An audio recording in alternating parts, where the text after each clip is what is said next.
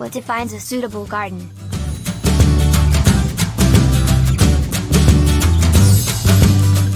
In some definitions, a garden is a piece of land adjacent to a house on which plants can be grown.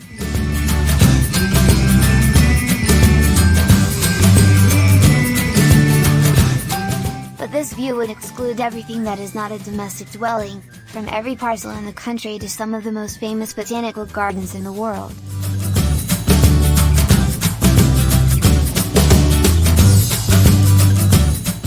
What about miniature gardens, where entire landscapes are reduced to trays, glass terrariums, and even closed tanks?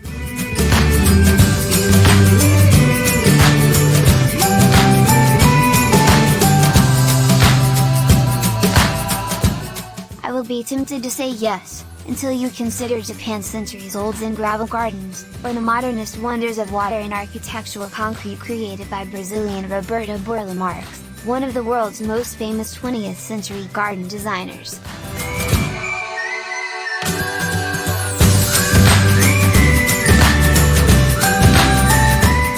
Perhaps the best way to answer this is to go beyond the definitions of the term in the English language, which will inevitably come with some linguistic and cultural bias, and look at examples of gardens from history to see what they all have in common.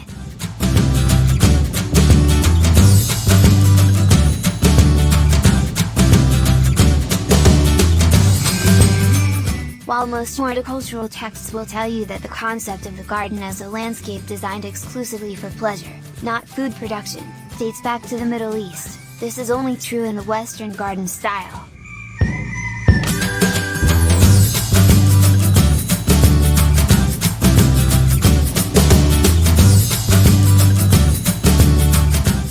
From the floating gardens of the Aztecs in the middle of a vast lake, to the manicured miniature landscapes of rocks and rivers created in ancient China, to the variety of ritual ornamental plants carefully selected by indigenous peoples from Papua New Guinea to New Zealand, the desire to garden.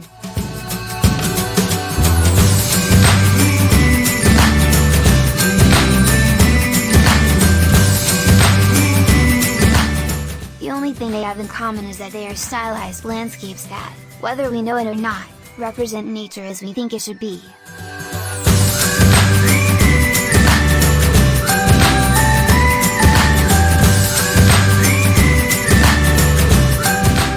In fact, I would say that gardens are probably the best barometer of how a culture views nature and humanity's place in it, the physical embodiment of how the world around us should look.